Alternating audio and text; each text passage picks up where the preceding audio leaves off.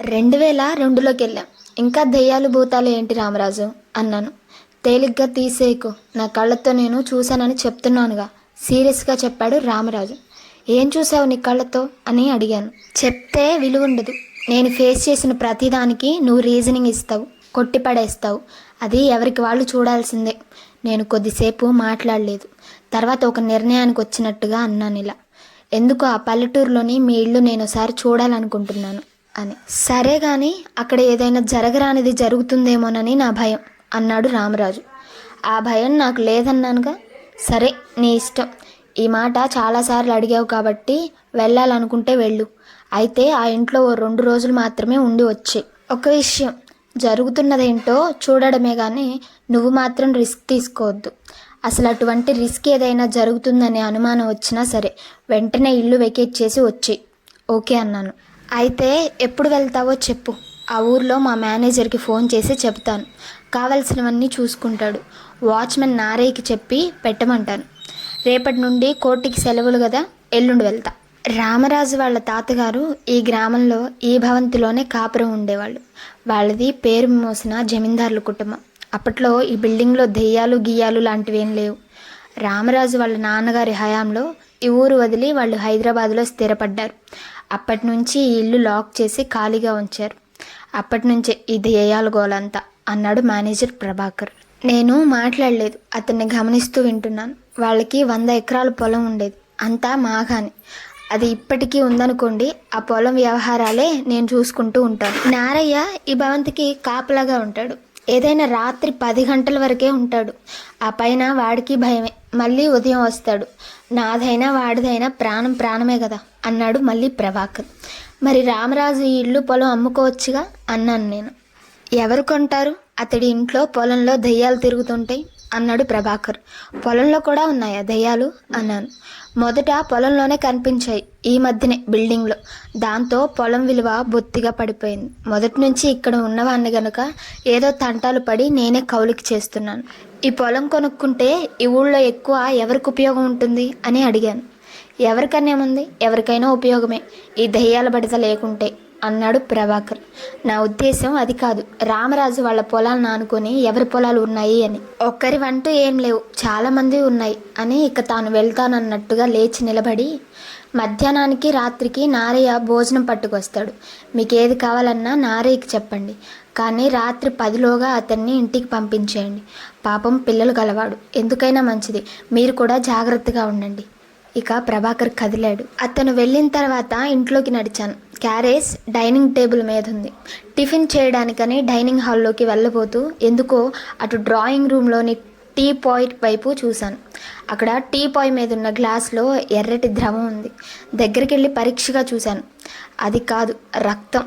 ఎర్రగా ఉంది. ఎవరిదో. ఆ రోజు మధ్యాహ్నం నారయ్య నాకు భోజనం తీసుకొచ్చాడు. అతడిని డ్రాయింగ్ రూమ్లోకి తీసుకెళ్ళి టీ పాయ్ మీద రక్తం గ్లాస్ చూపించాను. నారయ్య ఆశ్చర్యపడలేదు. ఎదవముండా ఇంతేనండి, 4 ఏళ్ల నుండి నన్నిట్ట ఏడిపిస్తూ ఉండదు అంటూ ఆ రక్తం గ్లాస్ తీసుకెళ్ళి దూరంగా పడేశాడు. నేను ప్రభాకర్ ఉదయం మాట్లాడుతున్నప్పుడు మెయిన్ డోర్ లాక్ చేసే లాన్లో కూర్చున్నాను. నారయ్య అన్ని తలుపులు వేసి ఉండగా ఈ రక్తం డ్రాయింగ్ రూమ్లోకి ఎలా వచ్చిందో నాకు అర్థం కావడం లేదు అన్నాను అతడిని పరిశీలిస్తూ. అయ్యా, అది మనిషి కాదండి బాబు, దెయ్యం. ఎట్లాగైనా లోపలికి వచ్చేస్తుంది. నేను ఇట్లాంటి ఎన్ని చూశాను అనుకున్నారు అన్నాడు నారయ్య. ఇలాంటివి చాలా చూసావా అన్నాను. అయ్య బాబాయ్, మీరు ఎరగరండి. ఒకరోజు నేను నిద్రలో ఉంటే మనిషి పుర్రె తెచ్చి నా నెత్తి మీద వేసిందండి. ఇంకో రోజు కూడు తినే కంచంలో నిలివి నా నెత్తురు పోసిందండి. అందుకే రాత్రులు నేను ఇక్కడ ఉండనండి అన్నాడు నారయ్య. తినే కంచంలో నెత్తురు ఎట్లా పోసింది? అది నీ ఎదురుగా వచ్చి నిలబడి కంచంలో పోసిందా అన్నాను. కాదండి, అది మనకి కనిపించదండి. గాల్లోంచి నెత్తురు కంచంలోకి పడిందండి, అంతే. సర్లేగాని బెడ్రూమ్లో ఉన్న ఇనుప గోద్రేజ్ బీరువా మీద కూడా రక్త మరకలు ఉన్నాయి. ఆ బీరువా తాళాలు ఎవరి దగ్గర ఉంటాయి అని అడిగాను. నాకు తెలియదండి, రామరాజు గారి దగ్గర ఉండొచ్చండి అన్నాడు నారయ్య. సర్లే, ఇక నువ్వు వెళ్ళు. 8 రాత్రి భోజనం పట్టుకురా అన్నాను. అతడు చూసేట్టుగా రివాల్వర్ తీసి చేతిలో పట్టుకుంటూ. వెళ్ళనండి, ఈ పూటకి ఇక్కడే తోట పని చేసి సాయంత్రం వెళ్ళి భోజనం పట్టుకొస్తానండి అన్నాడు. సరే నీ ఇష్టం అన్నాను. ఆ రాత్రి నిద్రపోవడానికి ఎంతగా ప్రయత్నించినా నాకు నిద్ర రాలేదు. అర్ధరాత్రి వరకు ఎటువంటి అలికిడి లేదు. సగం రాత్రి కావస్తుండదనగా ఏదో అలికిడి అయినట్టయి ఉలిక్కిపడి చెవులు రిక్కించి ఆ శబ్దం ఆలకించసాగాను. రివాల్వర్ తీసి చేత పట్టుకున్నాను. అది ఒక స్త్రీ ఏడుపు, సన్నగా రోధిస్తున్నట్టుగా ఉంది. తలవైపు కిటికీలో నుండి వినిపించసాగింది. గబుక్కున లేచి ఆ కిటికీ దగ్గరికి నడిచాను. కిటికీలోంచి పెరట్లోకి చూశాను. అక్కడ వెన్నెల వెలుగులో కనిపించిన దృశ్యం చూసి భయంతో అవాక్కైపోయాను. ఇద్దరు స్త్రీలు పాడ మీద ఏదో శవాన్ని మోస్తున్నారు. నల్లటి చీరలు కట్టుకొని జుట్టు విరబోసుకొని పెద్దగా రోధిస్తున్నారు. మెల్లగా పాడిని నేల మీదకి దించి ఆ పాడ మీద పడి కర్ణ కఠోరంగా దుఃఖించసాగారు. ఎదురుగా ఉన్న ఇద్దరి స్త్రీలలో ఒక ఆమె పాడ మీద ఉన్న ఓ చిన్న గుణపాన్ని చేతిలోకి తీసుకుంది. గుణపంతో ఓ చిన్న గుంట తీసి పలుగు పక్కన పడేసి మొదటి స్త్రీ మళ్ళీ పెద్దగా రోధించసాగింది. ఎదురుగా ఉన్న ఆమె చేతిలోని శిశువు శవాన్ని తన చేతుల్లోకి తీసుకుంది. అలా వాళ్ళిద్దరూ ఆ బిడ్డ శవాన్ని ఒకరి చేతిలోంచి ఒకరు లాక్కుంటూ కొంతసేపు ఏడవసాగారు. అలా బిడ్డ మీద పడి రోధిస్తున్న ఆ ఇద్దరి స్త్రీలు ఏదో అనుమానం వచ్చిన వారిలా ఉన్నట్టుండి నేనున్న కిటికీ వైపు తలలు తిప్పి చూశారు. అక్కడ నేను నిల్చొని ఉండడం గమనించి నా వైపు చూశారు. తర్వాత వారు నన్ను భయపెడుతున్నట్టుగా ఉరిమి చూశారు. నా గొంతులో తడారిపోయింది. నిమిషం తర్వాత ఆ స్త్రీలు నా వైపు నుండి చూపు తిప్పి బిడ్డ మీదకి మళ్లించారు. మళ్ళీ ఏడుస్తూ ఆ శవాన్ని గుంటలో ఉంచి మట్టి కప్పారు. తర్వాత లేచి నిలబడి నా వైపు చూశారు. అలా గుడ్లూరిమి నన్ను చూస్తూనే మెల్లగా అక్కడి నుంచి కదిలి కాంపౌండ్ గేట్లో నుంచి బయటికి వెళ్ళిపోయారు. మై గాడ్, నేను ఊపిరి పీల్చుకున్నాను. ప్రమాదం తప్పిపోయిందన్న రిలీఫ్తో వెనక్కి తిరిగాను. మంచం దగ్గరికి వెళ్ళబోతూ ఎందుకో అనుమానం వచ్చి అటుపక్క కిటికీ వైపు చూశాను. అంతే, కరెంట్ షాక్ తగిలిన వాడిలా స్తంభించిపోయాను. ఓ నల్లటి ఆకారం అక్కడ నిల్చొని నన్ను చూస్తుంది. నేను దాన్ని చూడడం గమనించి తప్పుకుంది. గుడ్ మార్నింగ్ సార్ అన్నాడు ప్రభాకర్. వెరీ గుడ్ మార్నింగ్ బదులిచ్చాను. రాత్రి మామూలుగా గడిచిందా లేక ఆగాడు? జరగకూడనిదే జరిగింది అని రాత్రి జరిగిందంతా వివరంగా చెప్పాను. అంతా విని అయ్య బాబోయ్ మీకెంత ధైర్యం సార్, అదంతా చూసి కూడా మామూలుగా మాట్లాడుతున్నారు, నేనైతే చచ్చేవాడిని అన్నాడు. నేను ఆ మాటలు పట్టించుకోకుండా ప్రభాకర్ పెరట్లోకి వెళ్ళి చూసొద్దాం రా అన్నాను. మై గాడ్, పెరట్లోకా? ప్రభాకర్ సంకోచించాడు. తర్వాత పదండి మీకోసం వస్తాను అన్నాడు. ఇంట్లో ఉన్న పలుగు ఒకదాన్ని తీసుకొని నేను ప్రభాకర్ పెరట్లోకి నడిచాం. రాత్రి ఆ స్త్రీలు బిడ్డ శవాన్ని పాతి పెట్టిన చోటుకెళ్ళి అక్కడ తవ్వాను. చిత్రం, ఎంతసేపు తవ్వినా శవం కనిపించలేదు. ప్రభాకర్ నా వైపు అనుమానంగా చూస్తూ మీరేమైనా కలని నిజం అనుకుని పొరపడ్డారేమో అన్నాడు. షటప్. ఇంకా ఏదో చెప్పబోయిన ప్రభాకర్ నా కళ్ళలో కోపం చూసి నోరు మూసేశాడు. నిమిషం సేపు మేమేం మాట్లాడుకోలేదు. తర్వాత నేనే అన్నారు, ప్రభాకర్ రేపు ఈవినింగ్ ట్రైన్కి హైదరాబాద్ టికెట్ రిజర్వేషన్ చేయించు అని. రేపు దాకా ఎందుకు సార్, ఈరోజు సాయంత్రానికే చేయిస్తాను, మళ్ళీ ఈ రాత్రికి ఏ లేనిపోని గొడవ ఎదుర్కోవాల్సి వస్తుందో అన్నాడు ప్రభాకర్. నో, రేపు ఈవినింగ్కే చేయండి అన్నాను. మీ ఇష్టం అని ప్రభాకర్ వెళ్ళిపోబోయాడు. ప్రభాకర్ వెళ్తున్న అతడు వెనక్కి తిరిగాడు. ఇక్కడికి దగ్గరలో హాస్పిటల్ ఏదైనా ఉందా అని అడిగాను. ఉంది సార్, 9 పడకల హాస్పిటల్.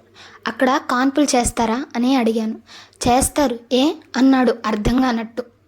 కాన్పు కష్టమై చనిపోయిన బిడ్డల్ని ఆ హాస్పిటల్లో అమ్ముతారా అన్నాను అతడి కళ్ళల్లోకి చూస్తూ. ఏమిటి లాయర్ గారు ఆ ప్రశ్న, ఆ సంగతి నాకేం తెలుస్తుంది అని అక్కడి నుంచి వెళ్ళిపోయాడు. రాత్రి 9 అయింది. రాత్రి గడిచే కొద్దీ నాలో యాంగ్జైటీ పెరగసాగింది. వరండాలో లాన్లో చివరికి నా బెడ్రూమ్తో సహా అన్ని చోట్ల లైట్లు వెలిగించాను. కిటికీలతో సహా గదిలో అన్ని తలుపులు బిగించి మూసేశాను.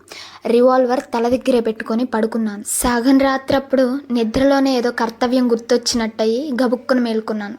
ఎదురుగా ఉన్న వాల్ క్లాక్లో టైం చూశాను. 12:30. నా అజాగ్రత్తకి నన్ను నేనే తిట్టుకుంటూ ఎడం చేత్తో తల దగ్గర రివాల్వర్ చేతిలోకి తీసుకోబోయి కుడి చేతికి ఏదో మెత్తగా చల్లగా తగలడంతో అటు చూశాను. అంతే, ఉలిక్కి పడి లేచి ప్రాణాలు ఎగిరిపోయేట్టు వెర్రికేక పెట్టాను. అక్కడ నా మంచంలో నా పక్కలోనే కుడివైపున ఒక స్త్రీ శవం పడుకోబెట్టుంది. శవాన్ని ఓ 5 నిమిషాల పాటు చూస్తుండిపోయాను. నా గుండె దడ, భయం అంత సులభంగా తగ్గలేదు. ఓ 10 నిమిషాల తర్వాత మనసు స్థిమిత పడగానే రివాల్వర్ చేత పట్టుకొని కోపంగా గోద్రేజ్ బీరువా వైపు నడిచాను. బీరువా తాళాలు ఎవరి దగ్గర ఉంటాయి రామరాజు అని అడిగాను రామరాజుని హైదరాబాద్కి వచ్చిన తర్వాత వాళ్ళ ఊరిలో జరిగిన కథంతా చెప్పి. అన్నీ నారయ్య దగ్గరే ఉంటాయి అని చెప్పాడు. సరే, మీ పొలాలు కొనుక్కుంటే ఎవరికి ఎక్కువ ఉపయోగం ఉంటుంది అన్నాను. మాణిక్యాలరావుకి. ఎందుకంటే అతడికి కూడా ఓ 50 ఎకరాల దాకా పొలం ఉంది. అవి మా పొలాల చుట్టూరా ఆనుకునే ఉంటాయి. మాణిక్యాలరావు గనక మా పొలాలు కొనుక్కుంటే పొలం అంతా కలిపి అతడికి ఒకే బిట్ కిందకి వస్తుంది. వ్యవసాయం సులభం అవుతుంది. అయితే మా పొలాలన్నీ కొనగలిగే శక్తి మాణిక్యాలరావుకి లేదనుకో అన్నాడు రామరాజు. అయితే మాణిక్యాలరావుతో ప్రభాకర్కి కానీ నారయ్యకి కానీ బంధురికం ఏదైనా ఉందా అని అడిగాను. నారయ్యకి ఏదో దూరపు బంధుత్వం ఉందనుకుంటా. అయినా మాణిక్యాలరావుకి ఎక్కడ, వీడెక్కడ అన్నాడు రామరాజు. మీ ఇంట్లో ఉన్నది దెయ్యాలు కాదు రామరాజు, మనుషులు. మాణిక్యాలరావు నారయ్య కలిసి పంపిస్తున్న మనుషులు. ఆ దగ్గరలో ఉండే హాస్పిటల్లోంచి చనిపోయిన పిల్లల శవాలని తెచ్చి ఎవరో కిరాయి ఆడవాళ్ళ చేత నాటకాలు ఆడిస్తున్నారు. అప్పటికీ భయపడకపోతే శ్మశానంలో పాత పెట్టిన శవాలను కూడా తెచ్చి మంచం మీద పడుకోబెడుతున్నారు అన్నాను. ఎలా చెప్పగలవు అని అడిగాడు రామరాజు. వచ్చేటప్పుడు ఆ ఊరు శ్మశానంకి వెళ్ళి కాటి కాపరిని కలిశాను. ఆ ముందు రోజే స్త్రీ శవం మాయమైందన్నాడు. అంత దారుణానికి దిగారా? అయినా గదికి తలుపులు వేస్తుంటే రక్తం గ్లాసు శవాలు గదిలోకి ఎట్లా వస్తున్నాయి? బీరువా తాళాలు, స్టోర్ రూమ్ తాళాలు నారయ్య దగ్గరే ఉన్నాయి. రక్తం గ్లాసు టీపాయ్ మీద కనిపించిన రోజు బీరువా మీద కూడా నాకు కొన్ని రక్తం మరకలు కనిపించాయి. అనుమానం వచ్చి ఆఖరి రోజు బీరువా తలుపులు పగలగొట్టాను. బీరువా వెనక ఆ గదికి గోడ లేదు. మనిషి పట్టేంత మేరకు పగలగొట్టారు. బీరువా వెనక భాగం రేకును కూడా కత్తిరించారు. బీరువా తలుపులు తీసి అవతలికి వెళ్తే నేరుగా స్టోర్ రూమ్లోకి వెళ్ళవచ్చు. అలాగే అవతలి నుండి ఇటు రావడానికి బీరువా తలుపులకి ఏర్పాట్లు చేసుకున్నారు. రక్తం గ్లాసుల్ని, శవాల్ని స్టోర్ రూమ్లోంచి అన్ని గదుల్లోకి పంపిస్తున్నారు. బీరువా గురించి ఎలా పసిగట్టగలిగావు అన్నాడు రామరాజు. నారయ్య స్టోర్ రూమ్లోంచి రక్తం గ్లాసు తెచ్చి డ్రాయింగ్ రూమ్లో పెట్టేటప్పుడు ఆ గ్లాసు కాస్త ఒలికి రక్తం మరకలు బీరువా కింది భాగంలో పడ్డాయి. దాంతో బీరువా గురించి అనుమానం వచ్చింది. అంతా బాగానే ఉంది కానీ ఇంత చేస్తే మాణిక్యాలరావుకి ఏంటి ఆదాయం అన్నాడు రామరాజు. నీ పొలం కొనగలిగే శక్తి స్తోమత అతడికి లేవు. పొలంలో దెయ్యాలున్నాయనే ప్రచారం చేస్తే నీ పొలం కొనడానికి ఎవడూ రాడు. ఏదో నీకు సహాయం చేసినట్టుగా మాణిక్యాలరావే ముందుకు వస్తాడు.